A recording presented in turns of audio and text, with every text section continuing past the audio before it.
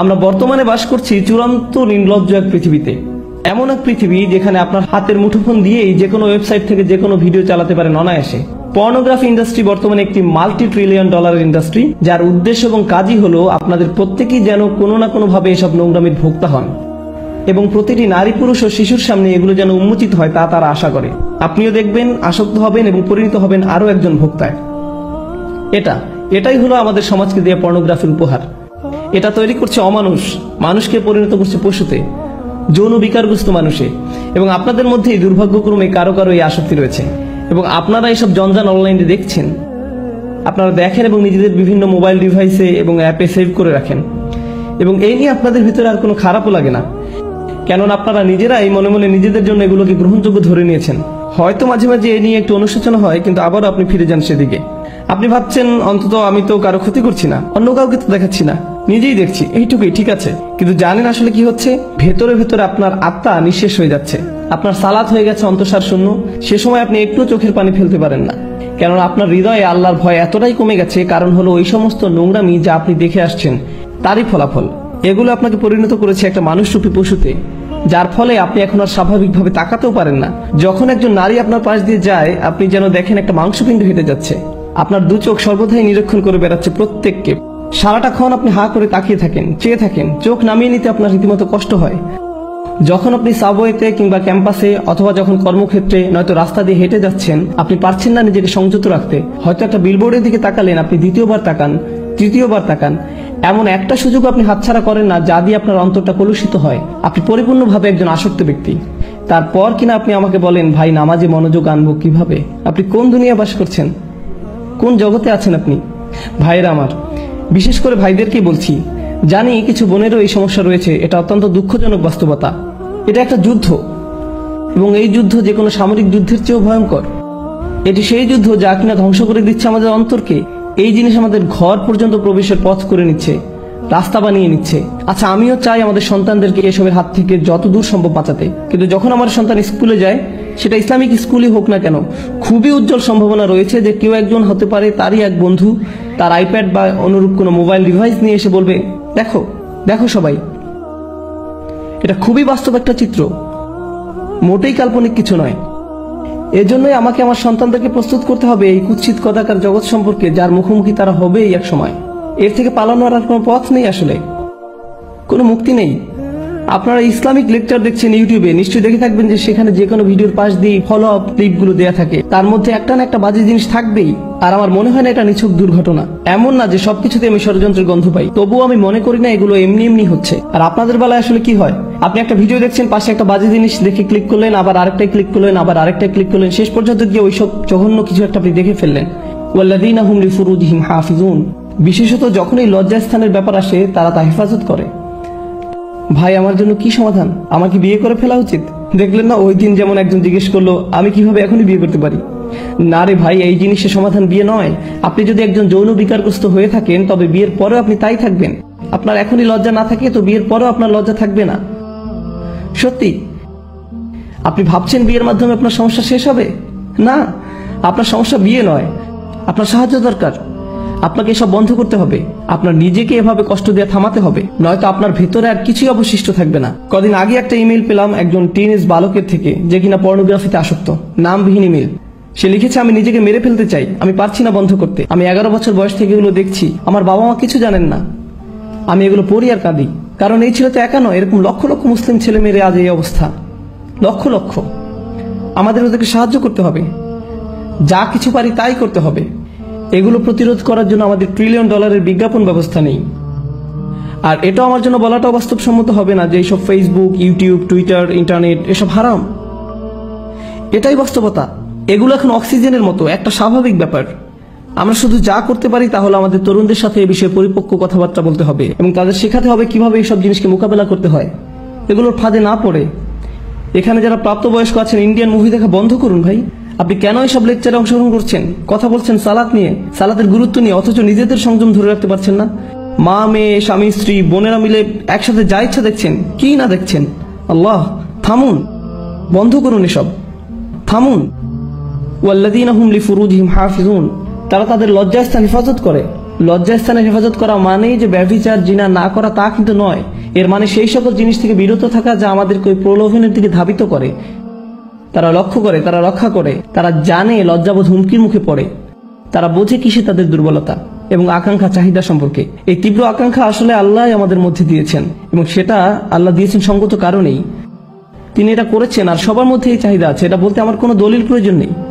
জানি আমি পুরুষ মানুষ যারা এখানে আছেন প্রতিদিন প্রতিনিয়তই আপনাদের সবাই এই চ্যালেঞ্জকে মোকাবিলা করছেন।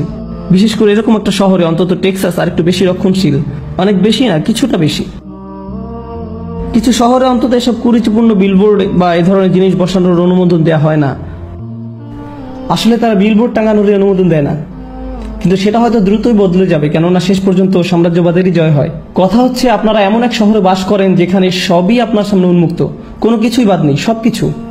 আর আপনাদের রীতিমতো মরণ যুদ্ধ করতে হয় নিজেদের বাঁচানোর জন্য। এই অনুচ্ছেদটিতে এমনকি খুব বেশি বড় লক্ষ্য অর্জনের কথা বলা হয়নি, এখানে কেবল ন্যূনতম অংশটুকু এসেছে। আগেই বলেছি আপনাদের, তাই না?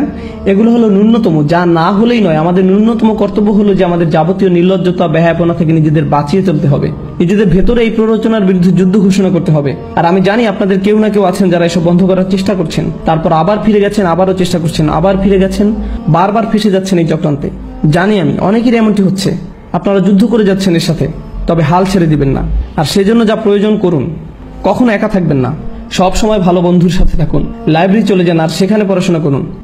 এমন কোথাও চলে যান যেখানে আপনার আশেপাশে আরো মানুষ থাকবে, কারণ আপনি যখনই একা থাকেন শয়তান আপনাকে একা পেয়ে বসে। আর আল্লাহর ভয় যদি আপনার মনে যথেষ্ট না থাকে, তবে অন্তত মানুষের ভয় যদি কাজ হয়, অন্তত নাই হোমার চেয়ে তো কানামোমা ভালো। আপনারা জানেন এসব কথা অন্যখানে আমি আগেও বলেছি, বাবা মায়েদের আরো বলছি, যদি আপনার বাসায় কম্পিউটার থেকে থাকে দয়া করে সেটা ল্যাপটপ না হয়, বাসার ডেস্কটপ রাখুন। আর মনিটরটা যেন বড় হয়। আর এটা নিশ্চিত করবেন কম্পিউটারটা যেন রান্নাঘর কিংবা খাওয়ার ঘরে থাকে, বসার ঘর ব্যবস্থা করবেন না। বাচ্চাদের ঘরে তো নয়, এমনকি আপনাদের শোবার ঘরেও না, খাবার ঘরে কম্পিউটার রাখবেন, একদম সবাই দেখতে পাচ্ছে এমন দিকে মুখ করে। তুমি হোমওয়ার্ক করতে চাচ্ছ, করো, মনিটর এদিক ওদিক ঘোরাতে পারবে না, সবার মুখের সামনেই থাকবে। এভাবেই আপনাকে করতে হবে, বুঝলেন? এভাবেই আমাদের সাবধানতা অবলম্বন করতে হবে। আপনার 11 বছর বাচ্চাকে স্মার্টফোন দিবেন না, কি ভাবছেন আপনি? ব্যাপারটা মোটেও স্মার্ট নয়। বাচ্চাদের আপনারা স্মার্টফোন দিবেন না। আমি কেন এমন দেখি যে ইসলামিক স্কুলে ক্লাস 2 বা 5 এর বাচ্চার হাতে আইফোন 5, আমার নিজেরও আইফোন 5 নেই, আর তাদের কিনা আছে, কিসের জন্য? আপনারা জানেন এগুলো কত ভয়ঙ্কর হতে পারে? ইল্লা আলা আজওয়াজিহিম আও মা মালাকাত আইমানিহুম ফাইন্নাহুম গায়রা মালুমিন। আর তাদের স্বামী স্ত্রী ব্যতীত, তাদের অধিকারভুক্ত দাসী ব্যতীত, সেক্ষেত্রে সংযত না হলে দোষের কিছু নেই।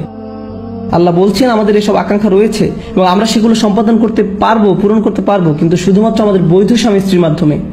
কিন্তু এর বাইরে আমরা কোনো কিছু করতে পারবো না। আরেকটা ব্যাপার, যখন মানুষ ওই সমস্ত জঘন্য জিনিসে আসক্ত হয়, অবিরতভাবে ওইসব নিয়ে পড়ে থাকে এবং অতিরিক্ত বেশি পরিমাণে সেসবের সংস্পর্শে থাকে, তাদের দাম্পত্য জীবন হয় দুর্বিষহ। ভোগ সুখ নিয়ে তাদের নিজেদের ভেতরে এক ধরনের অলীক এবং অবাস্তব ধারণা গড়ে ওঠে এবং তখন তারা নিজেদের স্বামী স্ত্রীর কাছ থেকে সেই সুখ খুঁজে পায় না। ঘরে ঘরে এগুলো নিয়ে অনেক বড় ফিতনা তৈরি হয়, পরিবার ধ্বংস হয়ে যায়, মুসলিম পরিবার। এগুলোই বর্তমান সমাজে আমাদের হচ্ছে। আল্লাহ তাদের সম্পর্কে বলেন যারা সালাত প্রতিষ্ঠা করে, তিনি বলেন আমি বর্ণনা করছি যারা সালাত বা নামাজ প্রতিষ্ঠা করে, এগুলো হচ্ছে মওসুফ আল মুসল্লিন, সালাত প্রতিষ্ঠাকারী বৈশিষ্ট্য। আল্লাযিনা, সব আল্লাযিনাগুলোর প্রত্যেকটি হচ্ছে মুসল্লিদের এক একটি সিফাত বা বৈশিষ্ট্য। অর্থাৎ যারা সালাত কায়েম করে তারাই হলো সেসব মানুষ যারা নিজেদের সালাত কায়েমের ব্যাপারে নিয়মিত এবং অবিচল। এরাই হলো সেসব মানুষ। ফামান ইবতাগা ওয়ারাআ যালিকা ফাউলাইকা হুমুল আদুন। আর যারা কিনা এই সীমার বাইরে চলে যায় তারা মূলত আগ্রাসনে লিপ্ত। এসব কাজে এক প্রকার আগ্রাসন। দেখুন, যখন কিনা আদু উল্লেখ করা হচ্ছে অথবা আদিন আসছে আদুন থেকে, আদা থেকে, ঠিক আছে? আল আদুন, আল আদাওয়া আরবিতে মানে হলো শত্রুতা। আল্লাহ বলছেন যারাই কিনা তাদের কামনা বাসনা চরিতার্থ করে হালাল পথের বাইরে, বিবাহের বাইরে, যারাই সেটা করে তারাই এক ধরনের সক্রিয় আগ্রাসনে লিপ্ত। প্রশ্ন হচ্ছে কার বিরুদ্ধে এই আগ্রাসন? কারণ আপনি যখন শত্রুর কথা বলেন তখন মাথায় আসে যে সে শত্রু কার শত্রু। যদি তারা শত্রুতে পরিণত হয় তাহলে কাদের জন্য শত্রু? আল্লাহ সেটা বলেননি, উল্লেখ করেননি কোন মাফউল বিহি কিংবা কোন জার মাজরুর। এর মানে কি হতে পারে জানেন? তারা তাদের নিজেদের শত্রু, তাদের পরিবারের শত্রু, তারা এমনকি আল্লাহর দেয়া শিক্ষার বিরুদ্ধেও শত্রুতায় লিপ্ত। বুঝতে পেরেছেন? এরাই হলো এই ধরনের মানুষ। আপনার আর আমার সবচেয়ে যে গুরুত্বপূর্ণ সম্পদ তা হলো আমাদের অন্তর, আমাদের হৃদয়। আর এই নির্লজ্জতা আমাদের অন্তরটাকে ধ্বংস করে দেয়, নিশ্চিহ্ন করে দেয়। সবচেয়ে মূল্যবান যে জিনিসটিকে আমাদের সুরক্ষিত রাখতে হবে তা হলো আমাদের ঈমান।